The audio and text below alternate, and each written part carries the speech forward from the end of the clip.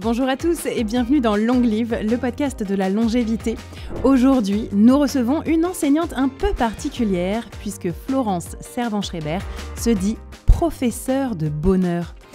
Et vous le savez, le bonheur est un levier essentiel pour bien vieillir. Alors, qu'est-ce que le bonheur ? Comment le trouver et comment l'entretenir ?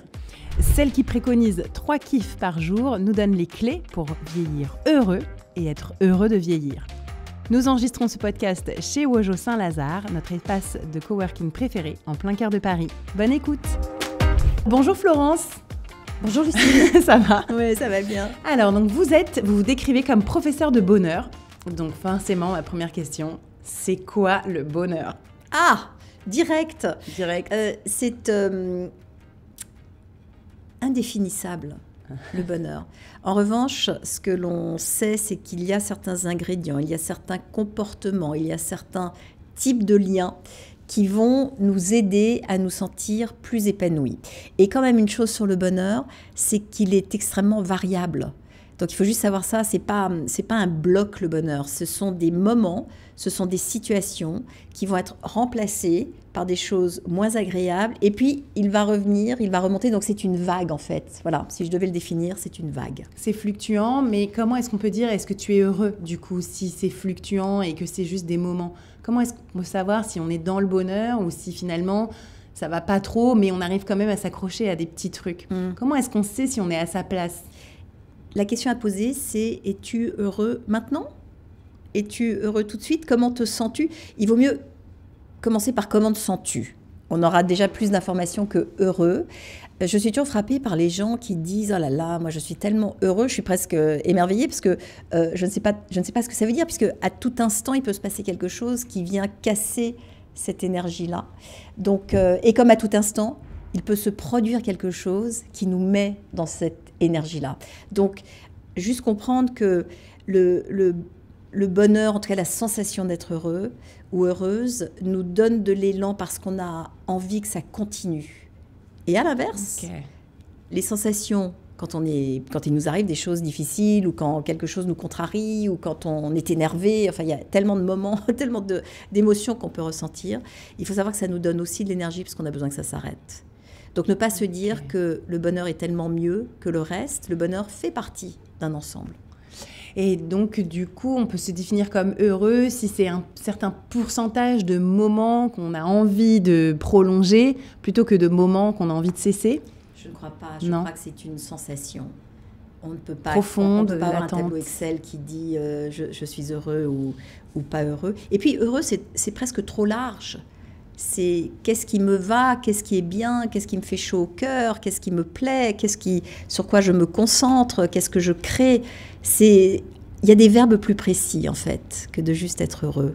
Ok.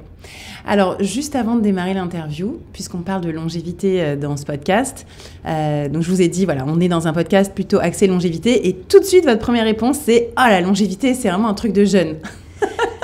Alors, ça m'a fait... Bon, ça me fait rire. Pourquoi ? Parce que, en tout cas, plus on avance dans la vie, plus on est précédé par des gens qui eux-mêmes vieillissent. Et quand on voit les gens vieillir, même les gens qui ont pris soin de leur santé, par exemple, eh bien, tous ne sont pas logés à la même enseigne. Et il y a franchement certaines dernières années qui ne me font pas envie. Ça ne veut pas dire que ça ne fait pas envie et qu'il ne faut pas travailler vers ça, mais en tout cas, il y a vraiment certaines conditions de santé physique, relationnelle, d'isolement, de solitude. Enfin, il y a plein de facteurs qui font que, personnellement, je ne suis pas hyper tentée par la vie la plus longue. Je suis tentée par la vie la plus riche, le plus longtemps possible, mais pas nécessairement la plus longue. Et alors, comment est-ce que ça se passe ? Vous avez quoi, 60 ans ? 60 piles. Ok.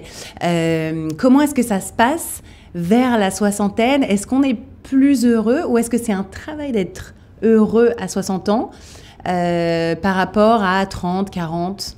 Statistiquement, c'est la décennie la plus heureuse. De 60 à 70. On suit, alors quand même pour expliquer ce que veut dire être professeur de bonheur, ça veut dire que je viens raconter ce que la science du bonheur nous apprend. Car il existe un univers de la psychologie qui s'appelle la psychologie positive. Et qui, en gros, va lancer un certain nombre d'études dans des laboratoires de psychologie universitaire pour essayer justement de déterminer des choses comme ça. On se dit quels sont les âges de la vie où le bonheur, en tout cas le niveau de satisfaction globale, croît ou diminue et pourquoi. Et contrairement à ce qu'on imagine, où on se dit « oh là là, les jeunes, c'est super d'être jeunes », en fait, c'est super d'être vieux. Parce que lorsque nous sommes jeunes, alors oui, il y a évidemment une énergie, une curiosité, des hormones qui font qu'il y a plein de choses qui se passent et qui nous donnent de l'appétit de vie. Mais si on regarde bien, vers 30 ans, on doit prendre tout un tas de décisions. Est-ce qu'on a des enfants? Quelle carrière on choisit? Et à chaque décision, on ferme des portes et on commence à se rendre compte de ça. À 40 ans, en général, on est endetté puisqu'on a fait des choix matériels. Donc, on ne travaille pas pour soi, on travaille pour quelque chose d'un peu plus là. Ce sont des préoccupations. Vos enfants, à ce moment-là, deviennent adolescents. Oui. Là, bonne chance. Donc ça aussi, il faut... Et puis les couples commencent à durer depuis un certain temps, donc c'est un peu plus... comment dire, sensible. Ensuite, on va avoir envie, on aura fait ses choix et on va avoir envie de se réinventer autrement. On n'est pas sûr que ces choix nous mènent jusqu'au bout. Nous sommes justement désormais dans une telle quête d'épanouissement que, évidemment, on arrive au bout d'un certain nombre de choses et il faut en recréer d'autres. Donc, tout ça pour dire que quand on arrive à 60 ans, on a fait tout ça. Et... on a remboursé ses crédits. On a remboursé ses crédits, les enfants ont pris leur envol, dans le meilleur des cas. Et surtout, on a accompli un certain nombre de choses, on se connaît beaucoup mieux, on sait quelles sont les activités, les tâches, les relations qui vont nous nourrir. On sait mieux, c'est normal, c'est comme une expertise de soi et de la vie, donc c'est kiffant. Et 3 kiffs par jour, donc c'est le nom de votre livre que vous avez écrit il y a au moins 15 ans. C'est ça. Ouais. Qui continue à se vendre. Et donc, vous avez créé la Kiff Academy. Oui, la 3 Kiff Academy. La 3 Kiff Academy. Comment est-ce que ça se traduit? Est-ce que c'est vraiment 3 kiffs par jour? Genre, j'ai bu un café, finalement, il était bon et c'était sympa? Ou est-ce qu'il faut aller chercher soi-même, s'obliger à vraiment vivre 3 moments agréables par jour? Je peux donner un peu de théorie? Oui. Ok, nous parlons ici de longévité. Et ça tombe bien de commencer par les kiffs, car en fait, il s'agit d'une émotion, ce n'est pas juste un plaisir. Ce n'est pas juste le plaisir du café, c'est d'aller un tout petit peu plus loin et de se dire, pour ce café, ou pour la jeune femme qui me l'a servi ou qui l'a fabriqué, ou pour le producteur qui l'a fait pousser, ou pour l'avion qui l'a apporté, enfin, trouver quelque chose, de se dire, en tout cas, pour l'instant que je vis en buvant ce café, merci.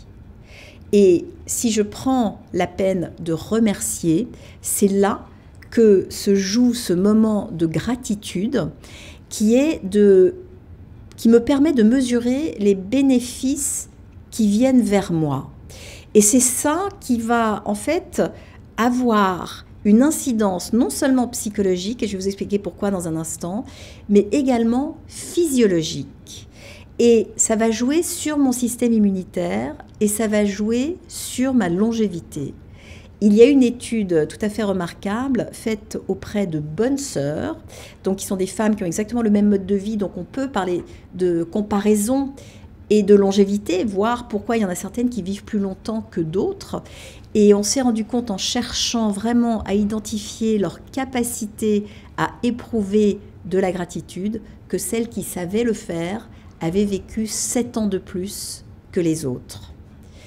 Donc, qu'est-ce qui se passe? Lorsque nous éprouvons 2 choses, le sentiment d'amour, et quand je parle d'amour, ça n'est pas uniquement l'amour amoureux, c'est-à-dire que ça n'est pas juste sexuel ou romantique, mais c'est l'élan que nous avons les uns les unes envers les autres, comme cet instant que nous passons, peut être qualifié d'un micro-moment d'amour parce que nous sommes totalement concentrés l'une sur l'autre. Vous m'écoutez, je vous écoute, on se regarde, on se voit. Et lorsque nous éprouvons ces moments-là, de nouveau, comme la gratitude, ils vont avoir une incidence sur le nerf vague. Et le nerf vague, peut-être vous en avez déjà parlé sur ce podcast, c'est celui qui va relier tous les organes de notre corps et qui va avoir une influence sur la tonicité de notre système immunitaire. Alors pour revenir à ce que sont les 3 kiffs, par essence et par design, les êtres humains captent en priorité ce qui est négatif. C'est ce qui nous permet de survivre, c'est ce qui permet de nous défendre, c'est ce qui nous permet d'accélérer, de partir s'il faut partir, etc. Donc, c'est normal. Les mauvaises nouvelles nous excitent beaucoup plus que les bonnes nouvelles, par exemple.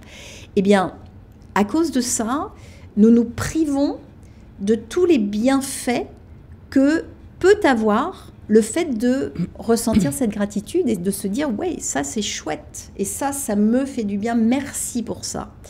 Donc, c'est une pratique qui implique volontairement d'aller chercher ce qui, dans la journée, donc je n'ai pas besoin d'être en alerte permanente, mais de revenir sur le déroulement tout à fait classique de ma journée, et peut-être que le café en était un, et peut-être que le train à l'heure en était un, et peut-être qu'une conversation que nous avons eue en était un, et peut-être que c'est parce qu'aujourd'hui le ciel est bleu. Donc c'est juste de se dire, je suis quelqu'un qui a de la chance. Et j'ai de la chance parce qu'il y a des choses qui viennent vers moi et nous avons en fait besoin de forcer un peu la machine parce que par défaut, elle va chercher le contraire. Et à force de le forcer, on devient meilleur. Et donc à force de devenir meilleur, c'est comme ça qu'on gagne en longévité, qu'on gagne en meilleure santé, qu'on gagne tous les bénéfices de la gratitude. Donc si je comprends, est-ce que c'est de se connecter finalement au monde complexe dans lequel on vit, où finalement chacun fait un peu le meilleur pour soi. Par exemple, pour ce café, où là, vraiment l'exemple de ce matin, j'ai pris donc le RER-E que je ne prends jamais, parce que par la force des choses, il y avait des problèmes de train. Et là, je tombe donc porte-maillot, le RER-E magnifique. Je ne sais pas si vous l'avez déjà pris, c'est nouveau, encore. Cette station. Mais somptueux, on se croirait au Guggenheim, tellement c'est beau.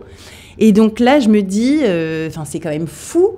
Une station de métro, de RER magnifique, où vraiment tout le monde a les yeux comme ça sur ces constructions sublimes, cette hauteur de plafond, luminosité, escalier sublime. On a vraiment tous envie de monter les escaliers, personne ne les monte, mais c'est pas grave.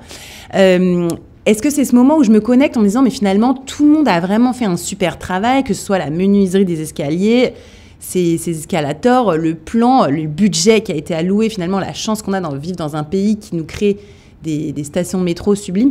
Est-ce que c'est ce genre de reconnexion finalement au monde dans lequel on est? Est-ce que c'est ça? Alors, ça, vous décrivez encore autre chose.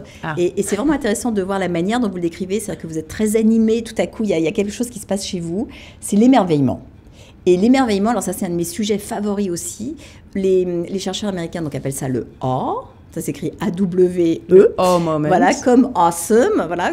Et alors, l'émerveillement fait exactement partie des choses qui vont provoquer de la gratitude. Parce qu'on se dit quand même, en effet, merci de vivre, vous l'avez dit, merci de vivre dans ce pays, dans cette ville, qui investit, qui fait ça, et les architectes, et peut-être les artisans, et peut-être les artistes qui y ont collaboré. Franchement, c'est magnifique.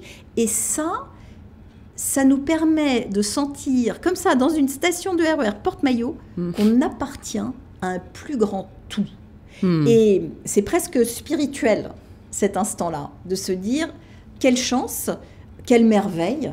Et pendant cet instant, on sort de soi, c'est-à-dire qu'on est complètement touché par ce qui se passe autour de nous, et multiplier les moments de beauté, de sensibilité qu'on n'imagine pas, par exemple, trouver dans le fond d'une station de RER à Paris, eh bien, c'est un moment absolument fantastique. Et il y en a comme ça. Il y en a. Mais c'est pas du kiff, là, c'était de l'émerveillement. C'est un peu les deux pareils. Ça commence par l'émerveillement. Okay. Mais vous êtes allé plus loin en disant, mais quelle chance de vivre dans un pays qui va faire ça. Et à ce moment-là, ça devient de la gratitude. J'ai de la chance, merci. Merci. Alors, on sait pas qui, la RATP. Mais, oui, c'est un tout, encore une fois. Exactement. Ouais. On n'a pas besoin de... C'est juste chance. Voilà. Chance. Super. Et est-ce qu'on ne va pas paraître illuminé dans ce monde qui nous tire vers le fond en permanence, entre les news affreuses chaque jour? Vous connaissez bien les États-Unis. Moi, j'aime aussi beaucoup. Et malheureusement, parfois, c'est un petit peu moins inspirant en ce moment, tout ce qui nous vient outre-Atlantique.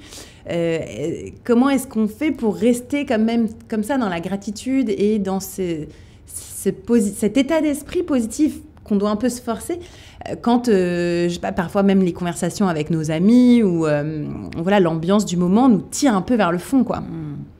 Les États-Unis sont plus que non inspirants, ils sont menaçants ces jours-ci, mais on ne peut pas se laisser entraîner par tout ça. C'est tellement fort et justement notre cerveau est presque content de capter ça parce que ça lui évite de penser à autre chose. Donc ça a l'air très grave, donc je pense à ça et je suis paniquée.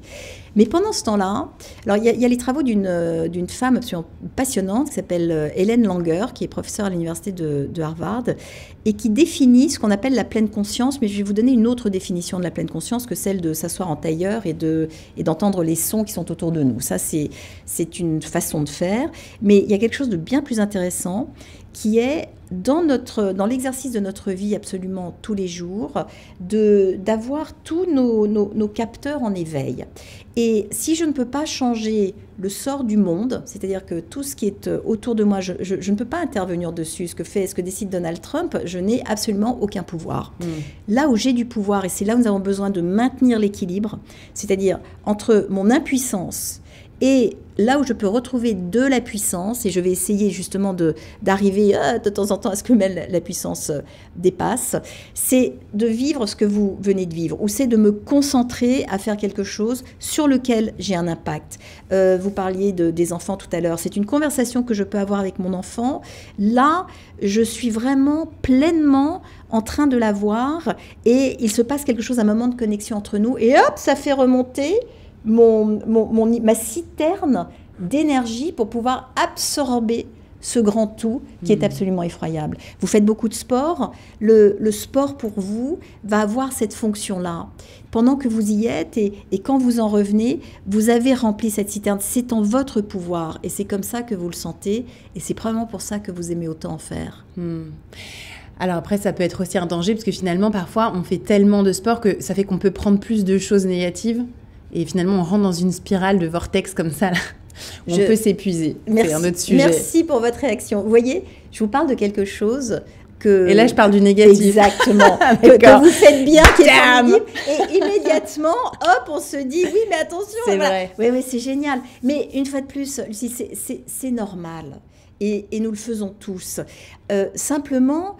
Peut-être on peut j'ai appris avec la psychologie positive à sortir un périscope et à regarder. Parce que je suis absolument comme vous, je suis en plus de ça parisienne, 3e génération, donc la critique c'est mon sport favori. Oui, la parisienne. C'est tout me vient, je me moque de tout, enfin tout.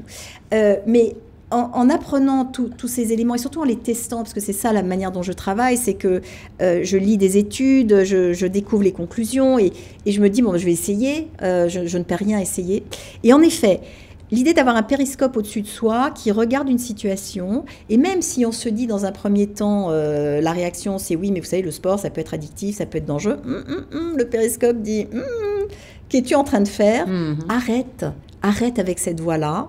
Tu le sais, donc tu vas l'intégrer. Voix X ou voix E ? Et c'est X ou E. Ok. Qu'est-ce que ça veut dire, X ou E ? La voix, la petite voix intérieure ou la voix, ce chemin ? Alors, il y a tellement de voix, en fait. Il y a tellement de voix à l'intérieur que celle-là, on peut la faire taire.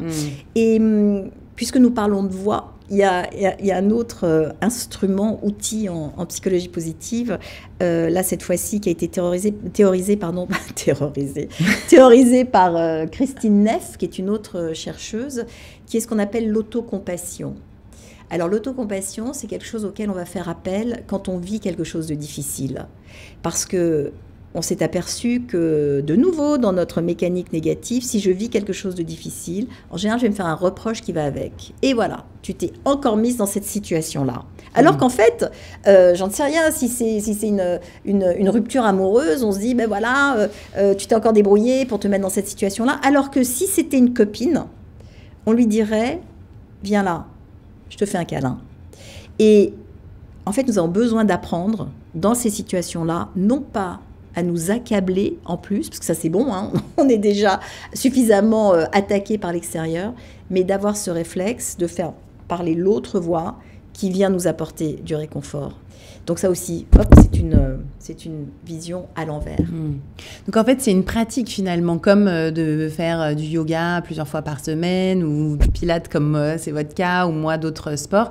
C'est un peu une sorte de gymnastique à un peu s'obliger à faire, parfois se forcer au début quand on n'a pas forcément envie d'aller toujours dans la gratitude ou l'état d'esprit positif.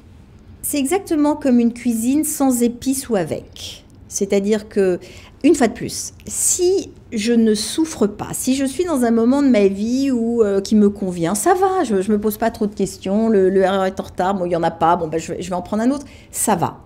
Mais vous parliez du chaos autour de nous, ce chaos nous affecte, ce chaos nous réveille notre impuissance. Donc, quand notre impuissance est réveillée, c'est pas agréable. Et à ce moment-là, d'avoir le réflexe de se dire, c'est comme si je pouvais ouvrir mon placard d'épices et prendre du paprika fumé parce que ce serait meilleur. Et bien je me dis, tiens, je peux peut-être essayer la gratitude au lieu de râler dans mon RER E. Eh bien, est-ce que je ne me demanderais pas ce qui se passe? Et puis à ce moment-là, paf, il y a cette station absolument incroyable qui se présente. Donc c'est fait. Et on a gagné ça. Donc ça s'incorpore dans les moments où on s'en souvient. On n'a pas besoin de se dire, c'est pas une obligation de se dire, il faut que je sois sans arrêt positif, ça n'existe pas. Mais si jamais ça va mal, de se dire, est-ce qu'il n'y a pas quelque chose dont j'ai entendu parler? Car c'est de l'information, cette psychologie positive. C'est ça qui est formidable. Et comme dans tout domaine, avec plus d'informations, je prends de meilleures décisions, puisque je peux choisir le paprika. Donc je sais que ce sera meilleur. Avant de passer à d'autres sujets, je voulais conclure sur ça. Donc moi, j'ai lu un livre, donc encore une fois d'un Américain, Steve Magness. Je ne sais pas si vous connaissez, mais je vous recommande la lecture de ses ouvrages. C'est un livre qui a beaucoup vendu. Ça s'appelle Do Hard Things, donc faites des choses difficiles. Et donc lui, il est plutôt dans quand il y a des moments durs où on est un peu down, aller creuser un peu au fond pour voir, sans éviter en fait d'aller mal, justement vraiment accepter quoi, ça va pas, on creuse vraiment le fond du gouffre pour voir vraiment la cause profonde, quitte à un peu aller chercher là où ça fait mal quoi. Et moi, ça m'a quand même beaucoup aidé finalement cette méthode, notamment donc en 2023 quand j'ai eu des difficultés avec mon entreprise. J'avais beaucoup d'insomnie, beaucoup de moments un peu difficiles et finalement d'accepter que je dormais pas. Pourquoi? Creuser au fond. Pourquoi est-ce que je dors pas? L'écrire sur un carnet. Pourquoi je dors pas? À quoi je pense? Finalement, d'aller un peu creuser dans le mal, ça m'a quand même aidé finalement à aller mieux et à m'en sortir. Bien sûr. Mais de nouveau, c'est une façon de faire que nous sommes libres chacune et chacun de tester. Et pour certains, ça va nous aider, ça va permettre de vraiment aller voir et d'aller au fond. Et parce que je vais au fond, je vais mieux comprendre. Parce que si je suis juste inquiète, c'est une chose, mais en fait, je suis inquiète de quoi? Et on va creuser pour savoir, mais c'est quoi? Et on revient toujours à un besoin essentiel qui n'est pas nourri lorsqu'on vit des choses difficiles. Et donc, quand ce besoin essentiel est identifié, c'est ça qui va permettre de remonter. Mais de nouveau, c'est super parce que ça vous correspond. C'est également ce qu'on fait en thérapie. Alors, il ne faut surtout jamais oublier dans tout ce que je raconte que pendant ce temps-là, la psychologie existe. C'est-à-dire ce qui n'est pas la psychologie positive, c'est la psychologie qui nous soigne et qui nous aide à comprendre, et qui nous aide à passer des caps, et qui nous aide à en parler, et qui nous aide à être vus, à être entendus, et qui nous permet, par exemple, d'aller au fond. On peut aussi le faire de façon accompagnée, ce que vous décrivez. Et évidemment, c'est totalement utile. Oui, donc en fait, c'est pas l'un qui remplace l'autre, ça s'ajoute. C'est une technique en plus, en fait, qui aide. La psychologie positive est une cousine de la psychologie. C'est-à-dire que la psychologie va nous soigner, mais la psychologie positive, c'est donc une somme d'informations dont je dispose et qui, même dans une vie qui va bien, me permet d'aller encore un peu plus loin. Quand vous m'avez donné le titre de ce livre, Do Hard Things, faire des choses difficiles, j'ai cru qu'il s'agissait de ce que l'on a découvert justement en essayant de comprendre le bonheur. Nous ne sommes jamais aussi heureux que lorsque nous faisons des choses difficiles et concentrées. Donc j'ai cru que c'était ça dont vous parliez. Mais ça aussi, c'est un autre facteur. C'est-à-dire que c'est pas nécessairement de se promener à la plage, c'est super sympa. Bien sûr, c'est agréable.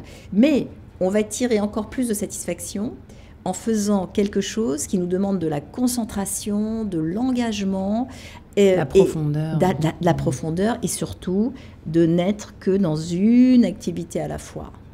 Alors vous m'offrez une superbe transition puisque vous avez eu beaucoup d'activités dans votre carrière professionnelle. Vous le racontez très bien dans diverses interviews que j'ai pu lire. Comment est-ce qu'on arrive à être positive quand on passe, parce qu'à chaque fois, quand vous avez changé de carrière, c'était généralement parce que ça se terminait pas bien ou que vous en aviez marre aussi de tel ou tel job. Donc comment est-ce qu'on arrive à rester positive, alors je ne sais pas si c'est possible, quand on est comme ça dans des transitions de job, notamment avec des enfants. Vous parlez d'un burn-out que vous avez eu au moment de votre deuxième enfant, je crois. Donc, est-ce que, voilà, en burn-out, clairement, je pense que vous n'étiez pas forcément dans le positif. Pas du tout. J'étais pas positive du tout. J'étais même en dépression. C'est-à-dire que ces moments... En tout cas, ma vie s'est déroulée en cycle. Et je crois que tout le monde vit des cycles. C'est-à-dire qu'il y a un sujet dont on va s'emparer, qu'on ne connaît pas très bien, qui va vraiment nous intéresser. Donc là, on est engagé. Donc je pars du bas d'un cercle comme ça. Et puis, je monte comme ça, pour les gens qui nous écoutent, vers la gauche. Donc je deviens un peu plus compétente. Donc ça m'intéresse encore. Je suis engagée. Et puis j'arrive au sommet où là, vraiment, je commence à maîtriser mon art. Et une fois que mon art, ou en tout cas ma compétence, et puis comme dans n'importe quel job, on rentre dans un job et puis au bout d'un moment, on a fait le tour. Donc il y a le quart qui descend vers la droite, comme ça. Maintenant, je passe de midi à 15 heures, où on est moins engagé, mais on est très compétent. Donc, ça passe. Et puis, arrivé à 15 heures, eh bien, on est toujours aussi compétent, mais à force d'être moins engagé, on commence vraiment à s'ennuyer, on commence vraiment à se poser des questions. Et là, malheureusement, il faut aller de 15 heures à 18 heures, où c'est la dégringolade, et où on perd notre engagement parce que ça n'est plus intéressant. Donc, on revient en bas, où là, je suis perdue, parce que je ne sais pas encore ce qui va me permettre de continuer. Mais je crois que j'ai trouvé, à force d'avoir vécu ce cycle, je sais pas, 5 fois dans ma vie, je sais dire maintenant, en tout cas que dans mon expérience, ce qui m'a toujours permis de me relever était quelque chose, un sujet, quelque chose à creuser ou à apprendre, qui était peut-être dans mes loisirs ou qui était complètement accessoire par rapport à ma vie professionnelle. Et ce qui m'a permis de le faire, c'est en effet de m'appuyer, le temps de trouver ce dont il s'agissait, de m'appuyer sur une compétence. Et par exemple... de s'appuyer sur une compétence en attendant de trouver sa prochaine lubie, passion, envie forte. Et par exemple, je me suis rendu compte en venant ici, parce que je réfléchissais à ça, que être au chômage, c'est une compétence. C'est-à-dire que alors très bien. Ce moment, non mais c'est vrai, parce que c'est un moment finalement où on est en sécurité financièrement. Et donc on peut se dire c'est ça le cœur, c'est-à-dire que c'est ça qui me permet de vivre. Et donc pendant ce temps-là, ça mérite vraiment de réfléchir et d'avoir cette période pour pouvoir le faire. Aujourd'hui, mon métier consiste à donner des conférences. Donc c'est vraiment ma compétence. Je fais ça très bien, je le fais donc facilement. Eh bien, pendant ce temps-là, maintenant je sais, quand je dis, si tu en as fait beaucoup, peut-être tu as moins envie d'en faire. En effet, j'ai moins envie d'en faire. Ce que j'ai très envie de faire et ce que je suis en train de faire en ce moment, c'est une bande dessinée. Donc, je sais maintenant que je reste dans ma compétence de conférence pour ne pas être totalement inquiète, parce que je ne sais pas ce que deviendra cette bande dessinée. C'est quelque chose qui est accessoire à ma vie globale, mais c'est là que je m'éclate. Et ça me permet donc de continuer à faire mon travail avec un peu d'élan, puisque j'ai une poche où je m'éclate par ailleurs. Donc en fait, c'est entre 15h et 18h, pas trop tomber là-dedans et remonter dans un autre cercle. Alors c'est commencer de midi à 15h, de commencer à se dire, il est temps maintenant, avant d'attendre d'être à 18h, il est temps maintenant de chercher dans ce que j'ai autour de moi, un peu comme votre transition, quand vous avez décidé de faire du sport, vraiment d'en faire votre métier, eh bien, c'était quelque chose de vivant en vous. Vous étiez probablement à midi dans votre expérience de journaliste et il y avait cette chose vivante qu'il était temps d'attraper. Et vous l'avez attrapé et c'est ce que vous a permis de mettre fin. Et puis, très intéressant, votre métier de journaliste, en fait, revient. Une fois que vous avez, comme mon métier de conférencière, a disparu dans ma vie pendant 20 ans. C'est le premier métier que j'exerçais. Et puis, c'est là où le burn-out est arrivé. Je ne pouvais plus raconter quoi que ce soit à quiconque. Eh bien, mine de rien, quand ce sujet de la psychologie positive est revenu, et est arrivé dans ma vie, ça a été une telle révélation que finalement, je me suis rendu compte que ce que je faisais de mieux, c'était de parler des choses. Et c'est là que, hop, est revenu, mais ça avait un nouvel intérêt. Donc, ce sont des boucles. Et ça, ces boucles, est-ce qu'on les provoque? Est-ce qu'elles arrivent magiquement? Parfois, on dit il faut leap of faith, donc voilà, faire un peu un grand pas, un grand saut comme ça vers l'inconnu. Moi, je suis toujours un peu assez critique face à ces... C'est pas injonction, mais ces propositions toujours à changer de vie, parce que finalement, surtout vers la quarantaine, quand on a les crédits, les enfants, on peut difficilement changer comme ça du tout au tout. Comment est-ce qu'on provoque ou comment est-ce qu'on saisit comme ça un nouveau cycle? Il y a vraiment 2 mots, provoquer et saisir, qui ne sont pas les mêmes. Ça dépend complètement de notre tempérament. Donc, nous n'avons pas les mêmes niveaux de neurotransmetteurs dans le cerveau. Il y a des gens qui sont naturellement optimistes. Ça veut dire que la difficulté ne leur fait pas peur, que l'incertitude ne leur fait pas peur, que l'inconnu ne leur fait pas peur. Et puis, il y a des gens qui sont plus inquiets, dont je fais partie.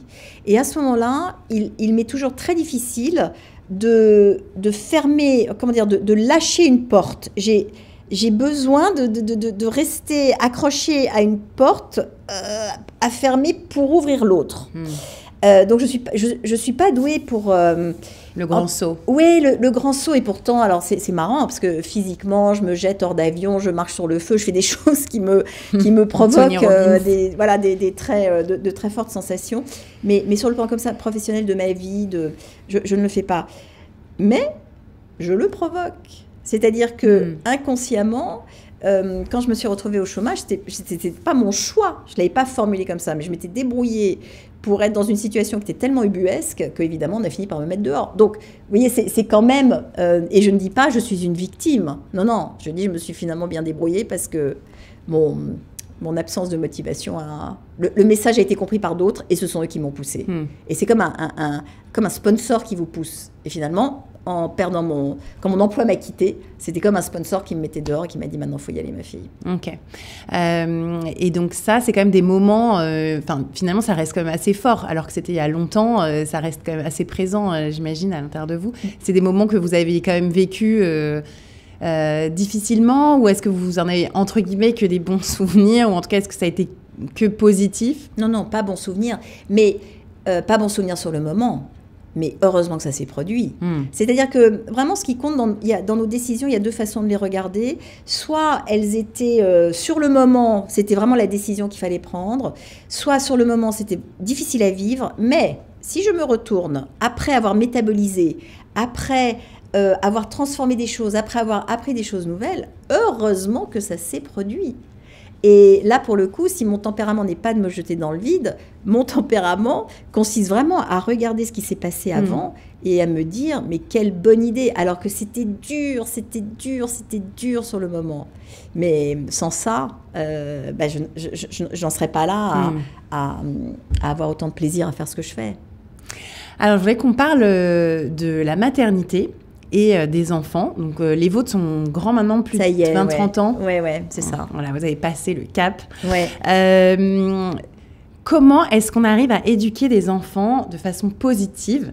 Je pense que c'est pas forcément... Alors, c'est vrai que pour les tout petits, on voit très bien, on va au parc, tout est beau, on mange des trucs nouveaux, c'est fun. Quand ils commencent à avoir 8, 10, 15 ans, c'est plus difficile, eux aussi sont confrontés à des moments pas toujours faciles, les copains, l'école. Comment est-ce qu'on arrive à éduquer des enfants dans le monde dans lequel on vit de façon plutôt orientée vers la gratitude, Alors, sans paraître bisounours? Les bisounours. Les pauvres bisounours, ils se font critiquer absolument de part et d'autre, alors que, par exemple, on ne critique jamais les Télétubbies qui ont pourtant la même vie. Oui, je ne sais pas pourquoi on s'en prend toujours c'est moins culturel, aux pauvres bisounours, c'est ça, alors que les Télétubbies, leur vie est exactement pareille, le ciel est bleu, l'herbe est verte. Mais on a besoin comme je vous le disais tout à l'heure, de ramener ça, d'introduire ça dans la vie de nos enfants. Nous allons élever nos enfants comme nous avons été élevés. Ça, c'est vraiment mon observation, c'est que l'expérience que nous avons eue avec nos propres parents va plus conditionner la façon dont nous allons nous comporter avec eux que les théories qui existent autour de nous. Okay. Donc, si nous avons envie de les orienter vers quelque chose qui est peut-être plus profond, plus communicant, plus gratifié que ce que nous avons vécu, car chaque génération a aussi son style d'éducation. On a l'impression que c'est nous qui choisissons tout, mais nous sommes très, très, très imprégnés de ce qui se passe autour de nous. Nous allons devoir commencer à changer des choses chez nous. C'est-à-dire que cette gratitude, par exemple, on va commencer par soi, de manière à pouvoir leur montrer l'exemple et que ce soit leur réalité, comme la vie de nos parents était la réalité à laquelle nous avons, nous, été confrontés. Mais ensuite, on peut évidemment introduire des pratiques. Il se trouve qu'à la maison, ce terme de 3 kiffs que j'utilise est né du fait de vouloir partager cette pratique avec nos enfants qui, à ce moment-là, étaient préadolescents. Et donc, plutôt que de leur parler de gratitude où ils n'allaient absolument pas m'écouter, en disant « Maman, c'est encore une de tes lubies », je leur ai parlé de kiff et ça, ils ont compris.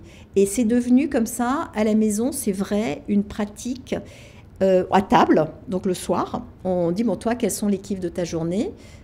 Il y a 2 règles. On ne commente pas et on ne critique pas. Très difficile à faire dans notre culture. Mais on écoute ce que dit chacun. Et vous allez voir qu'il y a quelque chose de très transitif. C'est-à-dire, quand j'entends mes enfants dire quelque chose, j'en sais rien, même si c'était j'ai mangé un délicieux sandwich au jambon, ce que ça va provoquer chez moi, c'est de dire mais tiens, mais qu'est-ce que j'ai mangé moi aujourd'hui? Et ça me rajoute un kiff à ma liste, puisque je n'ai droit qu'à 3 dans la conversation familiale. Et c'est très très touchant de savoir ce que les gens qui nous sont le plus proches reconnaissent comme étant leur chance ou leur gratitude. Donc, à force de faire ça, nos enfants sont des adultes aujourd'hui qui sont tout à fait capables d'être reconnaissants pour la vie qu'ils ont.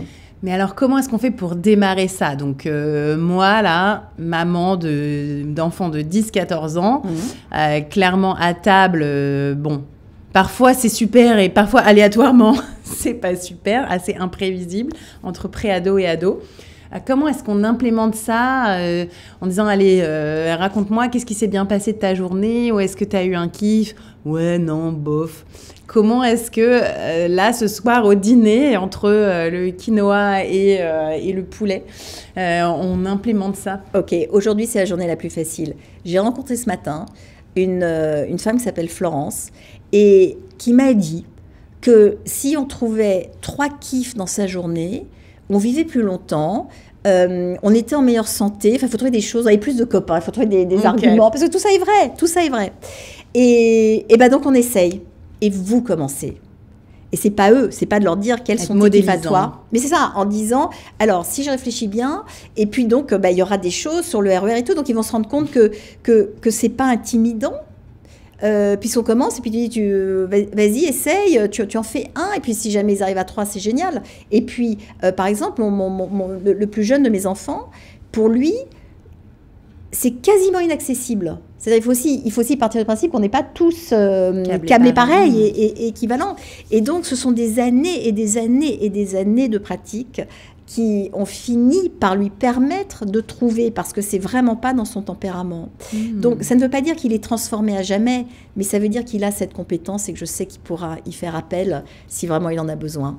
Ok, donc finalement, même c'est bien aussi pour les personnes qui nous écoutent, si pour elles c'est plus difficile, on peut leur dire que c'est aussi normal, certaines personnes vont avoir plus de mal à engager ce positif. Absolument, ça n'est pas naturel, mais pour certains d'entre nous, il y a des questionnaires auxquels on peut répondre qui ont été formulés par les chercheurs en psychologie positive pour savoir quels sont nos traits de caractère les plus naturels, ceux qui nous viennent sans aucun effort. La gratitude est l'un d'entre eux. Donc, il y a des gens qui vont avoir la gratitude au sommet de cette liste, et puis il y en a qui vont avoir la gratitude en bas de la liste, mais rien n'est perdu. C'est-à-dire que justement, comme un exercice sportif, en fait. Oui, on l'entraîne comme un muscle. On s'entraîne, exactement. C'est comme un muscle, en fait, la gratitude, le positif. Ça s'entraîne. C'est un circuit de neurones. Donc, les circuits de neurones, comme commencer le sport demande une mobilisation du circuit des neurones, pour aimer faire ça, c'est exactement la même chose. Et on peut l'éduquer. Et toujours sur le plan de l'éducation des enfants, j'aime beaucoup ce que vous racontez de l'école, puisque vous n'avez pas forcément eu une très bonne expérience personnelle de votre scolarité. Vous dites, Bah, j'aime le dire, mais vous dites n'avoir pas appris grand-chose à l'école. En tout cas, c'est ce que vous avez dit dans certaines interviews. J'ai trouvé ça assez drôle. Ça m'a fait pouffer de rire. Donc, J'ai appris plus de choses en vivant, bien sûr. J'ai pas adoré être enfant. Je préfère être adulte. J'ai tellement plus de choix en étant adulte. Je trouve ça beaucoup plus intéressant. L'école est... En tout cas, en France, c'est là que j'ai fait ma scolarité.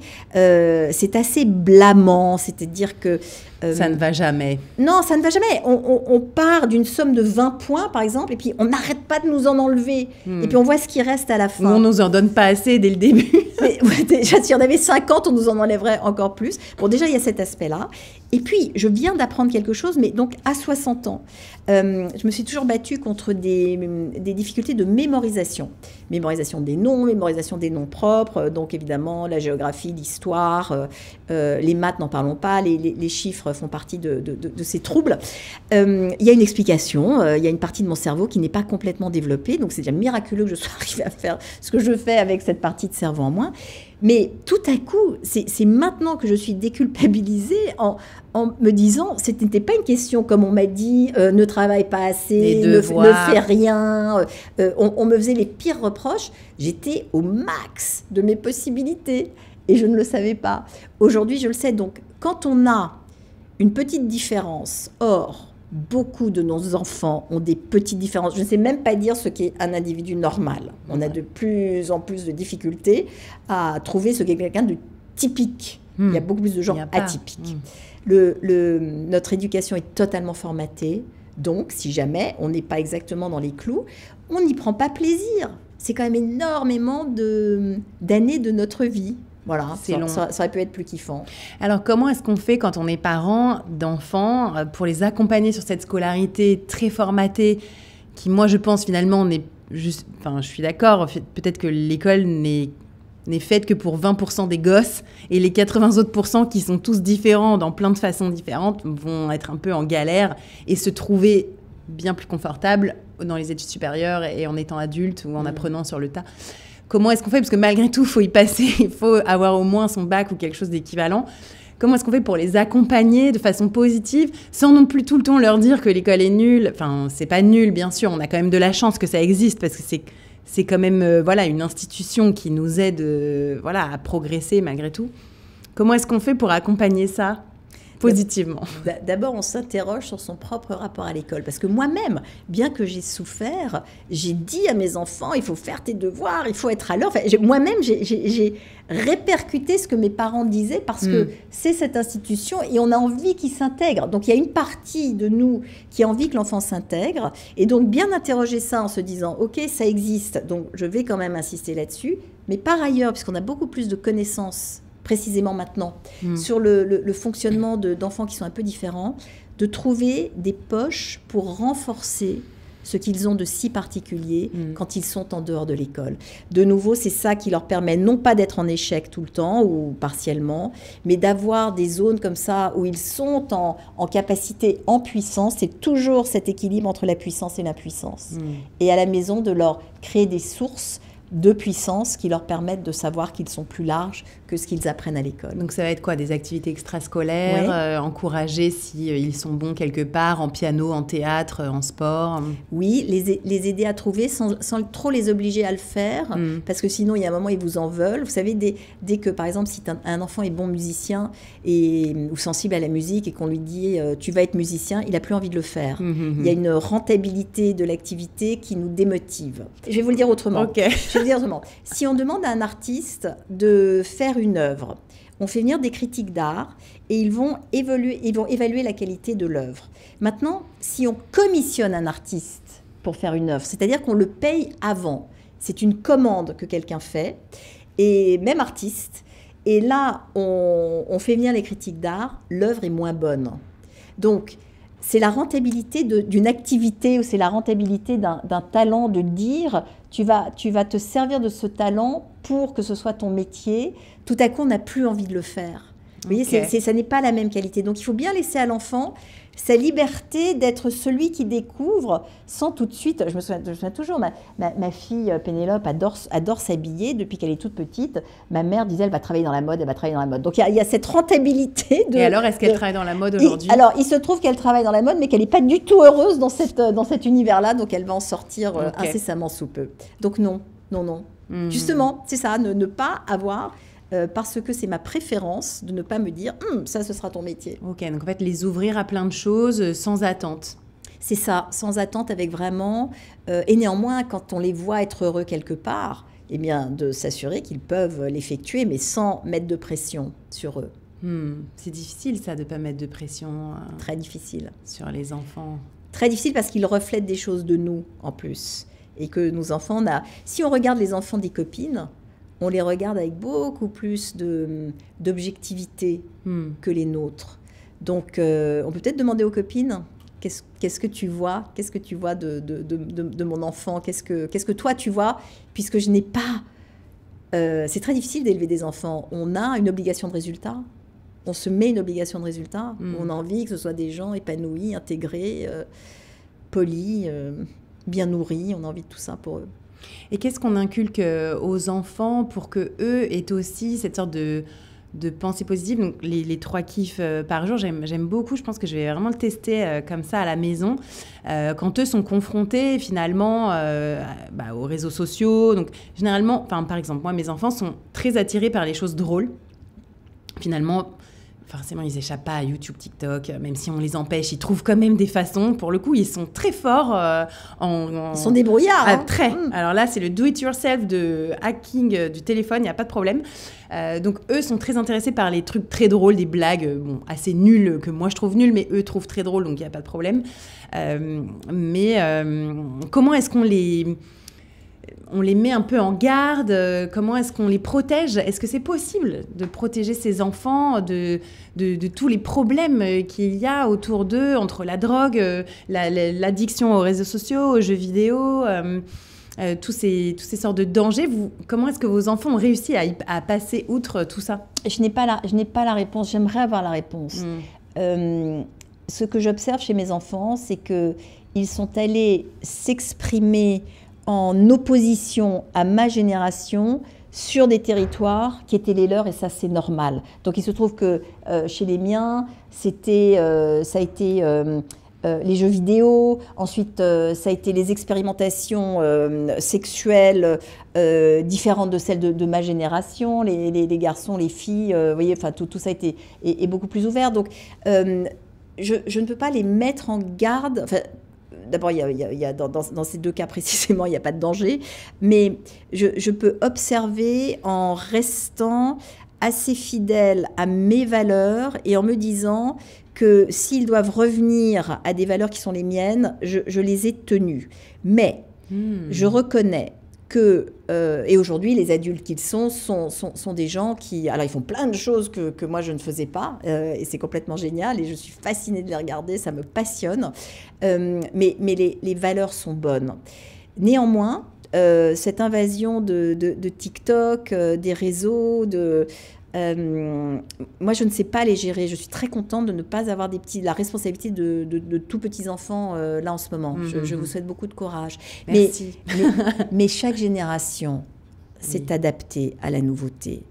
Je ne suis absolument pas partisane de dire le monde d'avant était mieux. Le monde d'avant était différent. Et chacun d'entre nous est exposé. Leur cerveau fonctionne différemment du mien. Le cerveau de vos enfants fonctionne différemment du cerveau des miens. Aussi, on est dans une époque, et quand on était au Moyen-Âge, on était dans l'époque du Moyen-Âge, et à la Renaissance, c'était différent, et pendant la guerre, c'était différent. Donc, voilà, ce sont nos données, on fait avec. Et j'aimerais terminer cette conversation par votre carrière, et que vous avez repris maintenant dans la psychologie des entreprises, le bonheur en entreprise. Donc là, vous me dites que vous êtes allé faire juste avant l'interview, vous me parlez d'une conférence que vous avez donnée vers des militaires français pour leur parler du bonheur, donc le bonheur en entreprise ou en tout cas dans l'armée. Comment est-ce qu'on arrive à parler de ça sans que ça paraisse full bullshit désormais, happiness manager, donc on a un peu critiqué les... voilà, c'est quand même un métier sujet à critique. Comment est-ce qu'on peut parler encore maintenant de psychologie positive au travail ? Une fois de plus, ce n'est pas la pensée positive. Hein. J'insiste vraiment sur cette différence-là. Et pourquoi les malheureux happiness officers s'en prennent plein la figure ? De nouveau, parce que c'est notre culture qui est contre. Oui, c'est vrai. Par définition, on ne peut pas être pour. On ne peut pas être pour quelque chose qui... mais si on est contre, là, c'est complètement génial. Je constate que quand on parle de cette science du bonheur en entreprise, c'est beaucoup plus... en tout cas en ce moment, là vraiment je peux parler de cette année, parce que tous les ans les focus évoluent, c'est de laisser de la place aux émotions des collaborateurs. C'est là où nous en sommes aujourd'hui. C'est-à-dire que les gens, si on considère que nous vivons dans le chaos, vous et moi, c'est vrai pour les gens qui travaillent avec nous et qui travaillent autour de nous. Donc tout le monde est confronté à des situations qui sont difficiles. Il faut qu'il y ait de la place pour ça aussi, c'est-à-dire qu'il y a des baisses de régime, il y a des difficultés, il y a des ruptures dans la vie des gens, il y a des problèmes de santé, des choses qui leur arrivent, et il faut que ça puisse avoir sa place de tolérance, voire même de soutien, dans un environnement professionnel, plutôt que de dire on joue tous au baby-foot et tout le monde sera heureux. Vous voyez, on n'en est plus du tout là. On est, toute la communication aujourd'hui autour de la santé mentale permet aussi de se rendre compte qu'à l'intérieur de l'entreprise, il y a des difficultés de santé mentale. Toute cette vague de burn-out, qu'est-ce que c'est ? C'est une perte de sens. C'est là où les instruments de la psychologie positive arrivent. C'est pas pour dire... j'en sais rien, travaillons plus le mercredi, et quoique ça fait du bien, mais c'est de se dire comment est-ce qu'on conserve du sens, comment on donne la parole aux gens. Est-ce que, par exemple, on introduit cette pratique des kiffs dans une réunion ? Est-ce qu'on commence d'abord par demander aux gens comment ils se sentent, juste pour que ce soit posé là, et qu'à ce moment-là, ça leur permette d'être concentrés sur leur travail ? C'est ça les questions qu'on se pose. Est-ce que c'est possible, ça, finalement, arriver à une réunion et dire ça va pas, en ce moment je dors pas parce que mon enfant est avec Parcoursup, c'est galère, et donc on a des soucis. Est-ce que ça, c'est quand même audible ou Ça devrait pouvoir l'être. Ok. Ouais. Parce qu'ensuite, ça permet de passer... Alors, il y a une autre façon de faire, hein, c'est toujours de plutôt commencer par ce qui va. C'est-à-dire, oui, je ne dors pas, mais pour qu'une réunion soit avoir créative, son bac. Voilà, pour qu'une réunion soit créative et compétente et coopérative surtout, il vaut mieux commencer par des bonnes nouvelles. Mais même ça, on ne le fait pas. C'est-à-dire qu'on va plutôt arriver en pestant, tout le monde râle, et on dit, hop, on se pose, allez, un kiff chacun, et ensuite on attaque la réalité. Alors, ok, génial. Moi, j'adore aussi cette idée, mais par exemple, je me vois difficilement le faire. Pourtant, moi, j'ai la réunion du mardi, c'est le weekly, on se parle.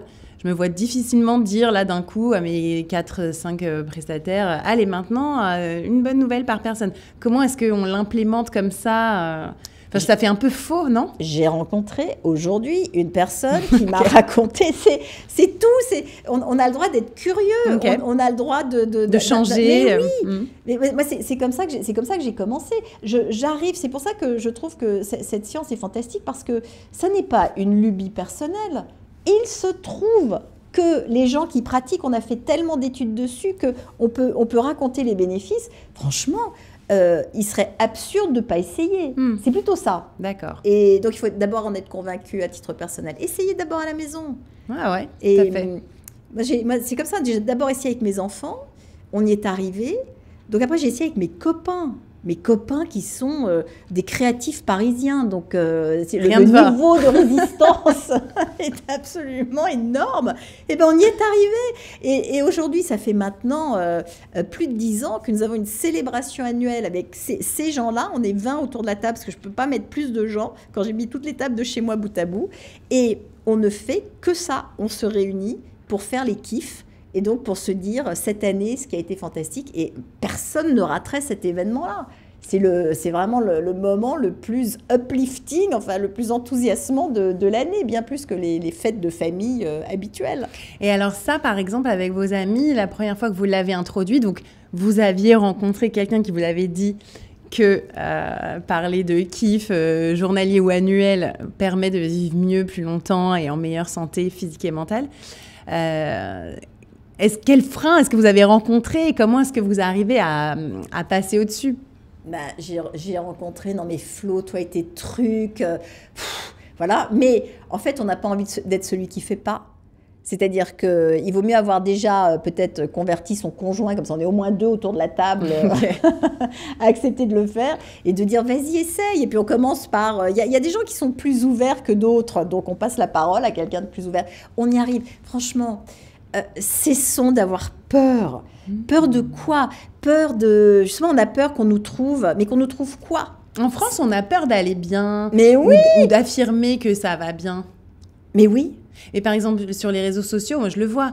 Alors, on parle des choses bien, mais par contre, dès qu'on raconte un truc négatif, on a beaucoup plus de likes, de commentaires, de partages. « Oh, merci de nous partager tes moments d'Inde. » Mais j'en ai 2 par an, alors que les autres 360 jours par an, j'ai des trucs cool à vous raconter, mais là, ça fait 700 likes. Mais par contre, si je dis que j'ai une maladie, là, c'est 7000. Oui, personne n'achèterait un journal de bonnes nouvelles. Ah non. Il y a plein de gens qui se sont cassés les dents en essayant de faire ça, parce que c'est moins engageant pour nous. Mais je reviens à l'objectif de cette pratique, qui est de rajouter du soleil. En fait, j'ai appris tout ça en Californie. Et pour moi, c'est vraiment le contraste entre Paris et la Californie. C'est que je rajoute du soleil dans ma vie critique que je maintiens, mais je rajoute quelque chose. C'est pas d'enlever, c'est pas de remplacer. Je mets quelque chose en plus qui est vraiment agréable à faire en plus. Donc du coup, sur toutes ces injonctions à aller bien, par exemple là, il y a une trend sur les réseaux sociaux, donc c'est la critique de la morning routine. Parce que donc, pendant des années, tout le monde racontait sa morning routine plus ou moins parfaite. Et aujourd'hui, c'est la critique de la morning routine, ça sert à rien, il y a une injonction à la morning routine parfaite, c'est une aliénation du capitalisme qui fait qu'on doit gérer son temps pour arriver au diktat d'une société. Donc finalement, en fait, on entend toujours le pour, le contre. C'est difficile parfois de rester sur sa voie et sur son soleil. Qu'est-ce que vous dites Est-ce que c'est intrinsèquement, c'est une motivation intrinsèque que vous avez de toute façon, quoi qu'il arrive? De quoi? C'est pas la pensée positive, mais ce chemin permanent mais vers le soleil. J'en suis bien incapable d'être tout le temps comme ça, mais je sais, comme je vous le disais tout à l'heure, aller le chercher quand j'en ai besoin. Parce que tout n'est pas rose. Parfois, les gens me disent « Ah, mais avec tout ce que vous savez, vous devez être heureuse tout le temps. » Alors, absolument pas. Je suis confrontée aux mêmes choses que chacun d'entre nous, aux difficultés de mes enfants, à la gestion de mon entreprise, à la panne d'inspiration, à la relation avec mon mari. Enfin, tout ça, c'est compliqué. Au RER, enfin, c'est la vie. Donald Trump, enfin, je ne suis exemptée absolument de rien. Donc, dans certains moments, ça m'est complètement utile. J'aime la créativité. La créativité, c'est vraiment quelque chose, c'est un sujet que j'aime parce que j'aime me sentir comme ça dans ces moments de flux où je suis hyper concentrée. Donc ça, ce sont probablement les outils que j'utilise le plus, tout ce qui est lié à ça, parce que je sais que c'est vraiment ça qui, fait remonter mon niveau d'énergie. Donc ça, oui, je m'en sers très souvent.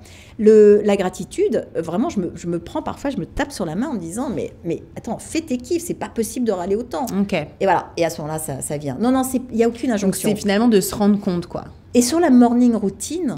c'est quoi votre morning routine, Florence? Non, c'est pas, vous m'avez parlé de pilates là ce matin. C'est pas ça, il est normal que ça s'émousse. Tout s'émousse. S'émousser, c'est que ça perd de... J'adore ce mantra, je vais le garder, tout s'émousse. Tout s'émousse. Tout perd de l'intensité. C'est, une fois de plus, préprogrammé. Sinon, on serait tellement exalté qu'on ne pourrait plus faire de choix et qu'on ne verrait pas arriver le danger. Donc, tout se normalise. Et tout ce qui est lié à nos sens, par exemple, se normalise. Si je mange quelque chose de délicieux, la première bouchée est la meilleure. La deuxième, je suis déjà habituée. Donc, j'admire les gens qui arrivent à faire une morning routine de plus d'une semaine. Pour moi, parce que moi j'ai plutôt besoin de nouveautés. Mais je comprends très bien que ce soit quelque chose qui aide et que la régularité rassure, ancre, En plus de ça, ce qu'on y fait est plutôt extrêmement positif pour la suite de la journée. Hein. Mais je comprends très bien qu'au bout d'un certain temps, on dise « Ah ben alors, assez, donnez-nous autre chose ». Et comme les réseaux sociaux ont formidablement accéléré la rapidité des propositions, il y a aussi ça maintenant, c'est qu'on est dans l'attente que quelque chose nous tombe dessus et que ce soit mieux. Ouais. Et là, pour vous, du coup, à 60 ans, what's next, en fait? Qu'est-ce qui va continuer de vous animer? Comment est-ce que vous avez envie de continuer votre carrière? Peut-être 10 ans, 15 ans, 20 ans, vous voyez où? Je ne travaille déjà plus depuis 15 ans. Quand je dis que je ne travaille plus depuis 15 ans, je n'ai jamais autant travaillé. Si on prend ça en valeur de temps et d'énergie passée, mais je n'ai plus l'impression que c'est du travail. J'ai juste l'impression que c'est de l'expression, que je suis dans une place qui est la mienne. Et donc vraiment, rien n'est une torpeur. C'est ça qui est fantastique. Donc, je veux juste continuer à vivre de la sorte. Donc, je vous parlais de cette bande dessinée. Pourquoi je fais une bande dessinée? Parce que ma direction à moi, c'est le Far West. Le Far West, c'est cette image des films de cow-boys où on va vers un territoire qu'on ne connaît pas. Et là-bas, on ne sait pas ce qui se passe. On sait qu'il y a le Pacifique au bout, mais je vais vers ça. J'ai compris maintenant, je sais que j'ai toujours besoin d'aller vers mon Far West. Donc, aujourd'hui, c'est une bande dessinée. C'est quelque chose qui me prend beaucoup de temps, m'a pris beaucoup de temps, mais c'était un travail passionnant qui m'a permis de revenir aussi c'est une bande dessinée sur l'audace, donc d'essayer de comprendre d'où vient mon audace. Qu'est-ce que c'est? Est-ce que c'est la manière dont j'ai été éduquée? Est-ce que ce sont les choix que j'ai faits? Enfin, d'essayer de comprendre d'où ça vient. Donc, c'est un travail d'une part introspectif, et puis c'est tellement amusant de travailler avec un dessinateur qui va mettre tout ça en forme. Et vraiment, mon fantasme le plus fou, c'est d'être un personnage de cartoon. Donc là, je suis dessinée, donc ça m'amuse beaucoup. Donc, après la bande dessinée, je vais trouver autre chose. Je vais trouver de nouveau quelque chose que je n'ai encore jamais fait. Et je vais y aller. Et je fais confiance au monde, puisque le monde invente des choses. Les bandes dessinées, il y a 5 ans, existaient, mais n'auraient pas nécessairement traversé ma route en me disant « c'est ça que j'ai envie de faire ». Comme les propositions s'accélèrent, il va y avoir tout un tas de choses. L'intelligence artificielle et la connaissance de soi. Il y a des IA maintenant qui essayent de prédire ce qui va nous rendre heureux, en fonction de ce qui nous a déjà rendu heureux. Évidemment, je m'intéresse à ça, mais les outils que j'ai trouvés développés par les universités sont à l'attention d'étudiants. Donc, ils leur disent, voilà, rentrez les moments où vous avez surmonté des choses, etc. Donc, moi, je suis là, comme bonne élève, je rentre les moments parce que j'ai vraiment envie de voir ce que ça me propose. Et là, le résultat arrive et dit... Bon, et bien alors, à 60 ans, voilà ce qui va vous rendre heureux. Comme si 60 ans, c'était le bout de la vie. Mais moi, je commence à 60 ans. Donc, je crois que c'est dans ma nature. Je ne m'arrêterai jamais d'aller explorer ce qui vient après. Donc, je ne sais même pas vous dire ce que c'est. Et ça, c'est à vous? Ou est-ce que c'est le propre de tout être humain, finalement, aller chercher sa curiosité et toujours l'exploration de nouvelles compétences ou de nouvelles connaissances? C'est plus ou moins fort. Il y en a tout le temps. En tout cas, c'est le renouvellement de nos cellules et ce qui va nous permettre d'avancer, puisque nous sommes toujours dans la longévité. Donc, renouveler les cellules du cerveau, continuer à faire des choses. Si on ne continue pas à marcher, on ne marchera plus. Donc, c'est vrai pour tout le monde. Mais la curiosité, c'est plus personnel, je crois. À ce niveau-là, c'est plus personnel. C'est vraiment mon carburant. Mais il y en a plein d'autres, des carburants. Il y a le sens de la justice, il y a l'intelligence sociale, il y a la persévérance. Il y a des gens qui ont besoin d'aller vraiment profondément au bout des choses. Moi, c'est pas mon truc. Moi, j'ai besoin au contraire de plus sauter. De renouvellement. Ouais. Je ne suis spécialiste de rien, mais capable de beaucoup. Et c'est ça que j'ai fini par comprendre. Merci infiniment. On peut rappeler peut-être votre newsletter? Oui, on peut. Sur laquelle s'inscrire. C'est ça, FlorenceServan-Schreiber.com, donc un site internet qui porte mon nom, où il y a absolument tout ce que je sais. C'est-à-dire que vraiment, ma mission, c'est de partager ce que j'apprends sur ce sujet-là. Donc, on peut trouver plein de choses, à la fois des formations, des articles, une newsletter hebdomadaire, il y a des conférences, il y a plein de choses. Et votre académie, 3 kiffs par jour. 3 kiffs Académie. La 3 kiffs Académie, les réseaux sociaux, bien sûr, Instagram et LinkedIn. Merci infiniment. Merci. Et votre BD va sortir quand? En janvier prochain. Ok, très bien. On se tiendra au courant. Merci beaucoup. Merci à vous. Alors, qu'avez-vous pensé de cet entretien? Et surtout, Comptez-vous mettre en place les conseils de notre experte en bonheur? Figurez-vous que le soir de l'enregistrement, j'ai testé à la maison, au moment du dîner, les 3 kiffs par jour. Exactement comme Florence me l'a conseillé, en parlant de son interview et en commençant moi-même. Et contre toute attente, ça a super bien fonctionné. Chacun y est allé de son anecdote et on a passé 10-15 minutes de dîner fabuleuses. Et pour de vrai, on a kiffé ce moment. Alors, à vous de jouer et à bientôt dans Long Live.